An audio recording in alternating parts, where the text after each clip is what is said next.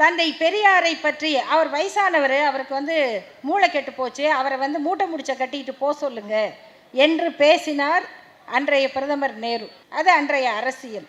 இன்றைக்கு அந்த நேரு அவர்களுடைய பேரனும் பேத்தியும் தமிழ்நாட்டுக்கு பெரியாருடைய கொள்கைகளை நாங்கள் இந்தியா முழுக்க எடுத்து செல்லுவோம் என்று சொல்லுகிறார்கள். அந்த அரசியல் சாசனத்தை கையில் ஏந்தி கொண்டு இன்றைக்கு நாடாளுமன்றத்தில் பதவியேற்கிறார்கள். அது மட்டுமல்ல நண்பர்களே, இன்றைய நாளின் இன்னொரு சிறப்பு, இன்றைக்கு முழுக்க பார்க்குறோம், தொலைக்காட்சி முழுக்க என்ன போட்டுக்கிட்டு இருக்காங்கன்னா, நேற்று முதல் நாடாளுமன்றத்தில் பதவியேற்ற காட்சிகள் இருக்கே, அது இன்னைக்கு போகுது. அத்தனை பேரும் உளமாற உறுதி எடுக்கிற காட்சியை நாடாளுமன்றம் பார்க்கிறது. பெரியார் வாழ்க, தமிழ் வாழ்க, கலைஞர் வாழ்க, முதல்வர் வாழ்க என்ற முழக்கங்களோடு நீட் தேர்வை ஒழிக்க வேண்டும், மைனாரிட்டிகள், பெண்கள், தலித்துகள் மீது நடக்கிற கொடுமையை ஒழிக்க வேண்டும் என்ற முழக்கங்களோடு நாடாளுமன்ற உறுப்பினர்களாக பதவியேற்றுக் கொள்ளுகிற அந்த சிறப்பையும் நாம் பார்த்து விட்டோம். இத்தகைய வரலாறு எல்லோருக்கும் கிடைக்காது. இதுதான் கலைஞர் அவர்களுடைய வாழ்க்கை நமக்கு கற்றுக் கொடுக்கிற பாடம். எல்லாம் பெருசா நினைப்பான், சில பேருக்கு புரியாது. இன்னும் சில பேர் திராவிட முன்னேற்ற கழகத்திலேயே பக்தி உள்ளவர்கள் கூட புரிஞ்சுக்குவாங்க.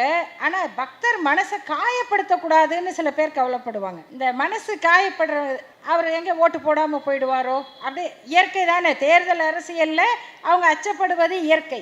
ஆனால் நம்முடைய கொள்கையை சொல்லுவதனால் ஒருபோதும் ஓட்டு போடுகிற மக்கள் தங்கள் கருத்தை மாற்றிக்கொள்ள மாட்டார்கள் என்ற உறுதி கலைஞர் அவர்களுக்கு தான் இருந்தது. இல்லைன்னா இன்னைக்கு வரைக்கும் ராமரை வச்சுக்கிட்டு அவர் பாலராமரா பலராமரான்னு இன்னும் பல பேருக்கு சந்தேகம். ஏன்னா இங்கிலீஷ்ல எழுதுனா BALARAMARனா அவர் பலராமரான் இல்லைங்க, அவர் BAA போட்டுக்கோங்க, அவர் பாலராமர்.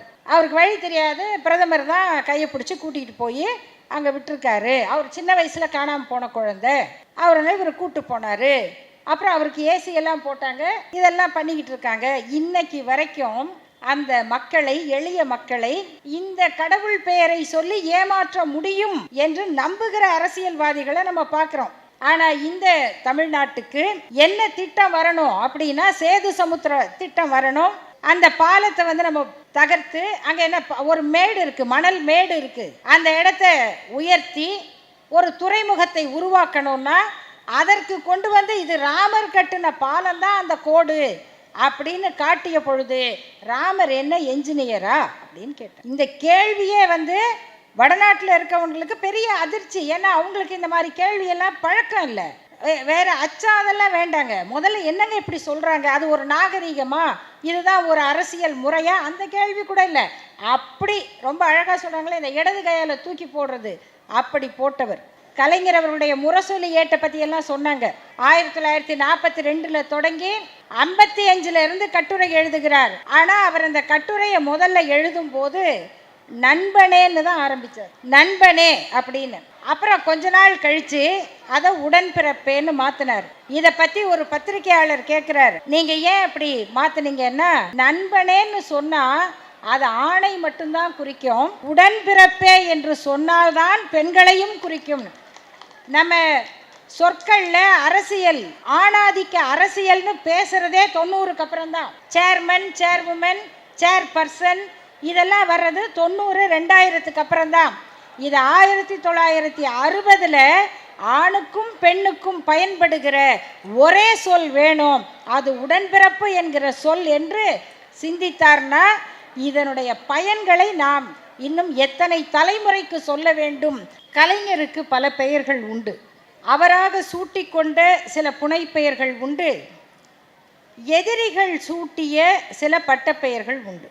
தன்னை பற்றி அவர் சொன்ன ஒரு விளக்கம், ஒரு தன்னிலை விளக்கம், அந்த விளக்கத்தை எடுத்து அவருக்கு எதிராக அவரை கேலி செய்யும் விதமாக எதிரிகள் பயன்படுத்தினார்கள். அந்த சொல் தான் கட்டுமரம் என்பது.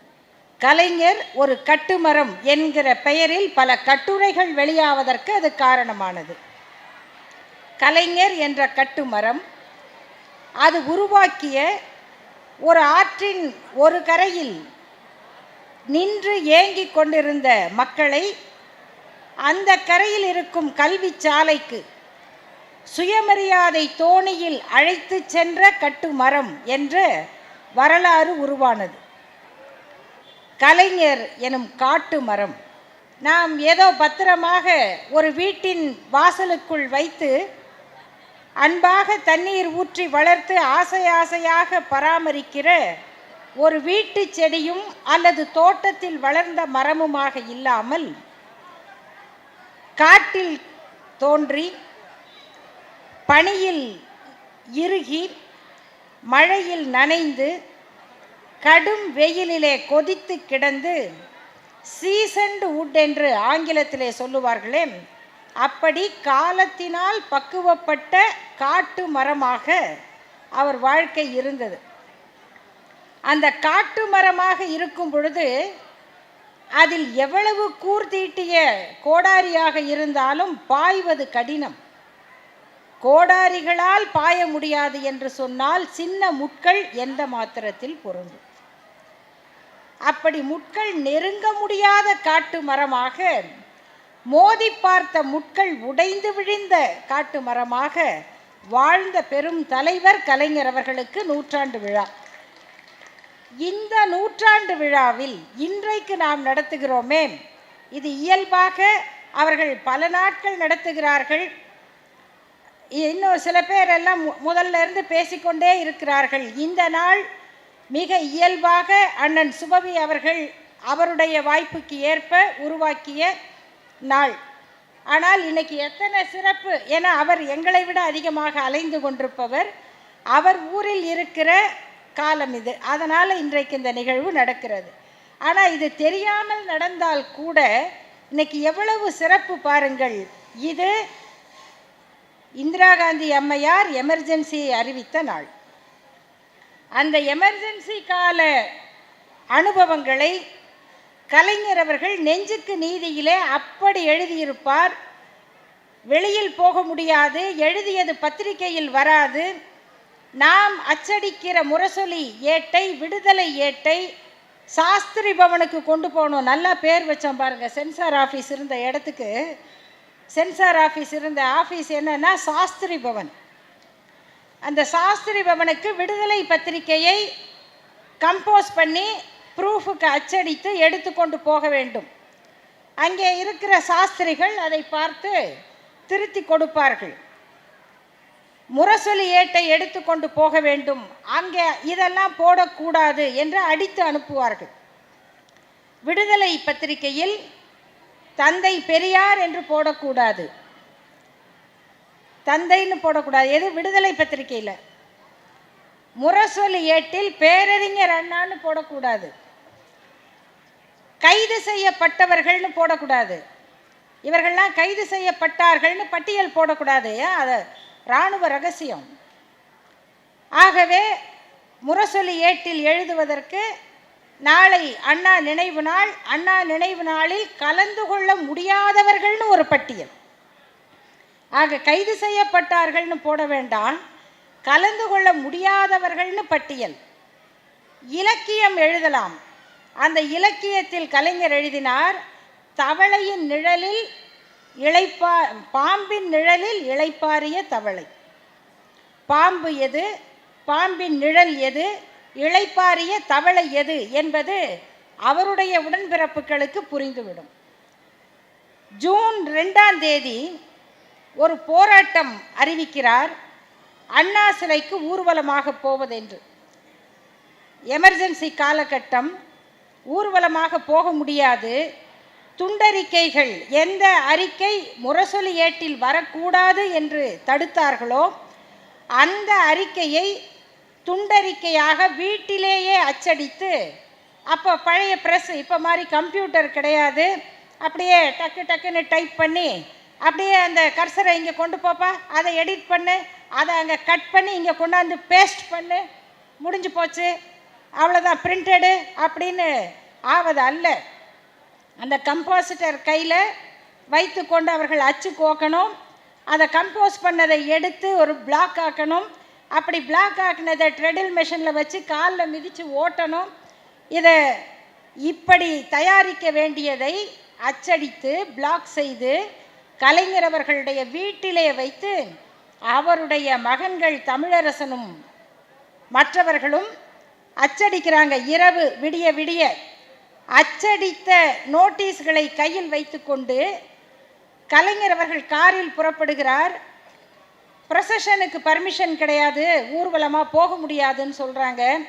ரைட், ஊர்வலம் கிடையாதுன்னு சொல்லிட்டு 1000 விளக்கு பகுதியில் காரை நிறுத்திவிட்டு கலைஞர் இறங்கி நோட்டீஸ் கொடுத்து கொண்டு நடக்கிறார். ஊர்வலம் இல்லையே, தனியாக தானே போகிறேன், நோட்டீஸ் தானே கொடுக்குறேன், போலீஸ் தடுக்க முடியுமா? அவரே இறங்கி நோட்டீஸ் கொடுத்து கொண்டு போகிறார்.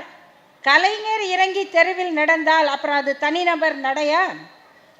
அங்கே பக்கத்தில் நிற்கிற மக்கள் எல்லாம் அருகிலே வருகிறார்கள்.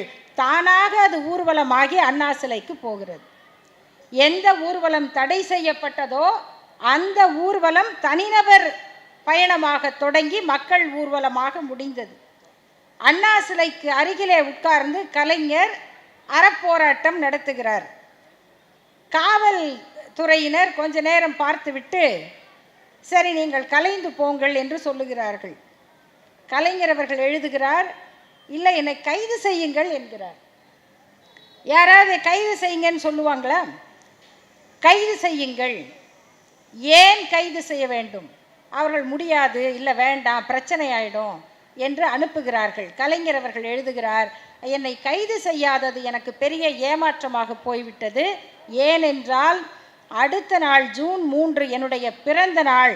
நான் சிறைக்கு சென்றிருந்தால் என் தோழர்களோடு சிறைச்சாலையிலே பிறந்த நாளை கொண்டாடி இருப்பேன். உலகத்தில் இப்படி திட்டம் போடுகிற தலைவர் வேற யாரையாவது பார்க்க முடியுமா? தான் வீட்டில் இருந்த கிட்டத்தட்ட வீட்டு சிறையில் இருந்த காலத்தை விட தன்னுடைய தொண்டர்களின் முகத்தை பார்க்க முடியாத அந்த ஏக்கம்தான் என்னை வாட்டியது என்று எழுதினார். இப்படியெல்லாம் எதிர்த்து நின்று அந்த நெருக்கடி காலத்தை சந்தித்து வென்ற கலைஞர் அவர்களுடைய நூற்றாண்டை அந்த நெருக்கடி நிலை அறிவிக்கப்பட்ட இந்த நாளில் நாம் கொண்டாடுகிறோம். ஆனால் என்ன ஒரு மாற்றம் பாருங்க, அங்கேருந்து இங்கே எப்படி வந்திருக்குன்னா, அந்த நெருக்கடி நிலை அறிவித்த அந்த காங்கிரஸ் இயக்கம் இன்றைக்கு திராவிட முன்னேற்ற கழகத்தோடு கூட்டணியில் இருக்கிறது. அன்றைக்கு நேரு அவர்கள் சொன்னார், இவங்கெல்லாம் யாரு, நான்சென்ஸ். தோழர் செந்திலதிபன் குறிப்பிட்டார். தந்தை பெரியாரை பற்றி, அவர் வயசானவர், அவருக்கு மூளை கெட்டு போச்சு, அவரை மூட்டை முடிச்ச கட்டிட்டு போக சொல்லுங்க என்று பேசினார் அன்றைய பிரதமர் நேரு. அது அன்றைய அரசியல். இன்றைக்கு அந்த நேரு அவர்களுடைய பேரனும் பேத்தியும் தமிழ்நாட்டுக்கு வந்து பெரியாருடைய கொள்கைகளை நாங்கள் இந்தியா முழுக்க எடுத்து செல்லுவோம் என்று சொல்லுகிறார்கள். அந்த அரசியல் சாசனத்தை கையில் ஏந்தி கொண்டு இன்றைக்கு நாடாளுமன்றத்தில் பதவியேற்கிறார்கள். அது மட்டுமல்ல நண்பர்களே, இன்றைய நாளின் இன்னொரு சிறப்பு, இன்றைக்கு முழுக்க பார்க்குறோம், தொலைக்காட்சி முழுக்க என்ன போட்டுக்கிட்டு இருக்காங்கன்னா, நேற்று முதல் நாடாளுமன்றத்தில் பதவியேற்ற காட்சிகள் இருக்கே அது இன்னைக்கு போகுது. அத்தனை பேரும் உளமாற உறுதி எடுக்கிற காட்சியை நாடாளுமன்றம் பார்க்கிறது. பெரியார் வாழ்க, தமிழ் வாழ்க, கலைஞர் வாழ்க, முதல்வர் வாழ்க என்ற முழக்கங்களோடு நீட் தேர்வை ஒழிக்க வேண்டும், மைனாரிட்டிகள், பெண்கள், தலித்துகள் மீது நடக்கிற கொடுமையை ஒழிக்க வேண்டும் என்ற முழக்கங்களோடு நாடாளுமன்ற உறுப்பினர்களாக பதவியேற்றுக் கொள்ளுகிற அந்த சிறப்பையும் நாம் பார்த்து விட்டோம். இத்தகைய வரலாறு எல்லோருக்கும் கிடைக்காது. இதுதான் கலைஞர் அவர்களுடைய வாழ்க்கை நமக்கு கற்றுக் கொடுக்கிற பாடம். எல்லாம் பெருசாக நினைப்பான், சில பேருக்கு புரியாது. இன்னும் சில பேர் திராவிட முன்னேற்ற கழகத்திலேயே பக்தி உள்ளவர்கள் கூட புரிஞ்சுக்குவாங்க, ஆனால் பக்தர் மனசை காயப்படுத்தக்கூடாதுன்னு சில பேர் கவலைப்படுவாங்க. இந்த மனசு காயப்படுற அவர் எங்கே ஓட்டு போடாமல் போயிடுவாரோ, அப்படியே இயற்கை தானே, தேர்தல் அரசியலில் அவங்க அச்சப்படுவது இயற்கை. ஆனால் நம்முடைய கொள்கையை சொல்லுவதனால் ஒருபோதும் ஓட்டு போடுகிற மக்கள் தங்கள் கருத்தை மாற்றிக்கொள்ள மாட்டார்கள் என்ற உறுதி கலைஞர் அவர்களுக்குத்தான் இருந்தது. இல்லைன்னா இன்னைக்கு வரைக்கும் ராமரை வச்சுக்கிட்டு அவர் பாலராமரா பலராமரான்னு இன்னும் பல பேருக்கு சந்தேகம். ஏன்னா இங்கிலீஷில் எழுதுனா BALARAMARனா அவர் பலராமரான் இல்லைங்க, அவர் BAA போட்டுக்கோங்க, அவர் பாலராமர். அவருக்கு வழி தெரியாது, பிரதமர் தான் கையை பிடிச்சி கூட்டிகிட்டு போய் அங்கே விட்டுருக்காரு. அவர் சின்ன வயசில் காணாமல் போன குழந்தை, அவரை இவர் கூப்பிட்டு போனார். அப்புறம் அவருக்கு ஏசி எல்லாம் போட்டாங்க, இதெல்லாம் பண்ணிக்கிட்டு இருக்காங்க. இன்னைக்கு வரைக்கும் அந்த மக்களை, எளிய மக்களை இந்த கடவுள் பெயரை சொல்லி ஏமாற்ற முடியும் என்று நம்புகிற அரசியல்வாதிகளை நம்ம பார்க்குறோம். ஆனால் இந்த தமிழ்நாட்டுக்கு என்ன திட்டம் வரணும் அப்படின்னா, சேது சமுத்திர திட்டம் வரணும். அந்த பாலத்தை நம்ம தகர்த்து அங்கே என்ன ஒரு மேடு இருக்குது, மணல் மேடு இருக்குது, அந்த இடத்த உயர்த்தி ஒரு துறைமுகத்தை உருவாக்கணும்னா அதற்கு கொண்டு இது ராமர் கட்டின பாலம் தான் அந்த கோடு அப்படின்னு காட்டிய பொழுது ராமர் என்ன என்ஜினியரா அப்படின்னு கேட்டார். இந்த கேள்வியே வடநாட்டில் இருக்கவங்களுக்கு பெரிய அதிர்ச்சி. ஏன்னா அவங்களுக்கு இந்த மாதிரி கேள்வியெல்லாம் பழக்கம் இல்லை. அதுலேயே ஒருத்தர் என்ன சொன்னார், அவர் தலையை கொண்டு வந்தால் 10 கோடி ரூபாய், அவர் தலையை சீவணும். எல்லாருக்கும் தெரியும் தலையை சீவணும். என்ன உங்கள் தலையை சீவிடுவாங்களே அப்படின்னா, என் தலையை நானே சீவி ரொம்ப நாள் ஆச்சு. யாராவது தலையை சீவுவேன் அப்படின்னு ஒரு அறிவிப்பு வரும் பொழுது இப்படி ஒரு பதில் சொல்ல முடியுமா? வேற அச்சா அதெல்லாம் வேண்டாங்க. முதல்ல என்னங்க இப்படி சொல்கிறாங்க, அது ஒரு நாகரீகமா, இதுதான் ஒரு அரசியல் முறையா, அந்த கேள்வி கூட இல்லை. அப்படி ரொம்ப அழகாக சொல்கிறாங்களே, இந்த இடது கையால் தூக்கி போடுறது, அப்படி போட்டவர். அவர் கொண்டு வந்த சட்டங்களில் பல பேருக்கு பதட்டத்தை உண்டாக்கியது அனைத்து ஜாதியினரும் அர்ச்சகராவது. அது எப்படிங்க நடக்கும்? நீங்கள் போடுங்க, நடக்கும். அவங்கள அப்பாயின்மெண்ட் பண்ணார். அன்றைக்கு உச்சநீதிமன்றத்துக்கு மடாதிபதிகள்லாம் போய் வழக்கு போட்டாங்க. அன்னைக்கு உச்சநீதிமன்றம் என்ன சொல்லுச்சுன்னா, இல்லை அது தப்பு கிடையாது, ஆகம விதிகளின் படி நீங்கள் நியமிக்கலாம். இன்னைக்கு அந்த ஆகம விதிகளின் படி பயிற்சி எடுத்த அர்ச்சகர்களை இன்றைக்கு தமிழக முதல்வர்கள் அவங்கள பணியமர்த்தினார். அதே மடாதிபதிகளை முன்னிலைப்படுத்தி பணியமர்த்தினார். இந்த சட்டம் 71 போடப்பட்டது. அப்போ மக்களுக்கு இதை யார் செய்கிறது? இதை எதிர்த்தவர்களுக்கு என்ன ஒரு காரணம்? அது எதிர்ப்பதற்கு காரணம் என்னன்னா, இதை செய்யறதுக்கு நீங்கள் யார்? இதுதான் முக்கியம். செய்யறதுக்கு நீங்கள் யார்? நண்பர்களே, முட்கள் காயப்படலாம் படும்னு ஒரு அழகான ஒரு தலைப்பு எனக்கு சொல்லியிருக்காங்க. ஆனால் நான் அதை 2 விதமாக யோசித்தேன். முட்கள் காயப்படும், ஏன்னா நிற்கிறவர் உறுதியாக நின்றால் முட்கள் ஒடிந்து விழும். ஆனால் அந்த நின்றவர் உடலாலும் செயலாலும் உறுதியை கொண்டிருந்தாலும் மனத்தால் மனிதர். அது ஏற்படுத்துகிற உள்காயம்ங்கிறது இருக்கே, அது இல்லாமல் இருக்காது. நீ ஏன் இதை எதிர்க்கிறாய் என்றால், இதை செய்வதற்கு நீ யார்னு கேட்டால் என்ன அர்த்தம்? இந்து சொத்துரிமை சட்டத்தில் கலைஞர் அவர்கள் கொண்டு வந்த திருத்தம், தந்தை பெரியார் அவர்கள் சொன்ன சொத்துரிமை, கருப்பழனியப்பன் அவர்கள் சொன்னார். 29 போட்ட தீர்மானத்தை 89 சட்டமாக்கினார். ஆனால் என்ன கேட்டாங்கன்னா, இந்து வாரிசுரிமை சட்டத்தில் திருத்தம் செய்வதற்கு நீங்கள் யார்? இந்த நீங்கள் யார் யார் யார்னு கேட்குற கேள்விக்கு பின்னால் இருந்தது ஜாதி என்கிற நச்சு பாம்பு. அந்த பாம்பு தீண்டிய போதெல்லாம் ஏற்பட்ட காயத்தை கலைஞர் அவர்கள் எப்படி ஆற்றிக்கொண்டார் என்று அவரே சொல்லுகிறார்.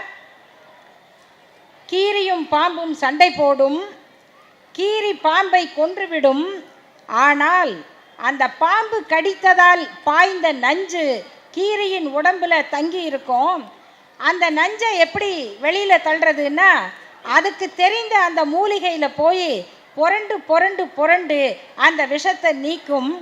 அப்படித்தான் என்னை சாதி நாகம் தீண்டும் போதெல்லாம் நான் பெரியார் திடலுக்கு அங்குள்ள சுயமரியாதை என்கிற புல்லிலே புரண்டு அந்த காயத்தை ஆற்றிக்கொள்ளுகிறேன். ஆக காயங்கள் அவருக்கும் உண்டு. அதை ஆற்றுகிற மருந்தாக தந்தை பெரியாரை, சுயமரியாதை கொள்கையை அவர் பார்த்தார். இந்த வரலாற்று பெருமைகளை பகிர்ந்து கொள்ளுகிற வாய்ப்பாக இந்த விழா அமைந்தது. அது மிகச்சிறப்புக்குரியது என்று சொல்லி ஒரே ஒரு செய்தி, மழை வேற பெய்யுது, நம்மளுக்கு கருத்து மழை வேற நிறைய இருக்குது. கலைஞர் அவருடைய முரசொலி ஏட்டை பற்றியெல்லாம் சொன்னாங்க. 1942 தொடங்கி 55 கட்டுரை எழுதுகிறார். ஆனால் அவர் அந்த கட்டுரையை முதல்ல எழுதும்போது நண்பனேன்னு தான் ஆரம்பித்தார், நண்பனே அப்படின்னு. அப்புறம் கொஞ்ச நாள் கழித்து அதை உடன்பிறப்பேன்னு மாற்றினார். இதை பற்றி ஒரு பத்திரிகையாளர் கேட்குறார், நீங்கள் ஏன் அப்படி மாற்றினீங்கன்னா, நண்பனேன்னு சொன்னால் அது ஆணை மட்டும்தான் குறிக்கும், உடன்பிறப்பே என்று சொன்னால்தான் பெண்களையும் குறிக்கும். நம்ம சொற்களில் அரசியல், ஆணாதிக்க அரசியல்னு பேசுகிறதே 90க்கு அப்புறம்தான். சேர்மன், சேர்வுமன், சேர்பர்சன் இதெல்லாம் வர்றது 90, 2000க்கு அப்புறம்தான். இது 1960 ஆணுக்கும் பெண்ணுக்கும் பயன்படுகிற ஒரே சொல் வேணும், அது உடன்பிறப்பு என்கிற சொல் என்று சிந்தித்தார்னா இதனுடைய பயன்களை நாம் இன்னும் எத்தனை தலைமுறைக்கு சொல்ல வேண்டும் என்கிற வியப்பை மட்டும் உங்களோடு பகிர்ந்து கொண்டு விடைபெறுகிறேன். நன்றி, வணக்கம்.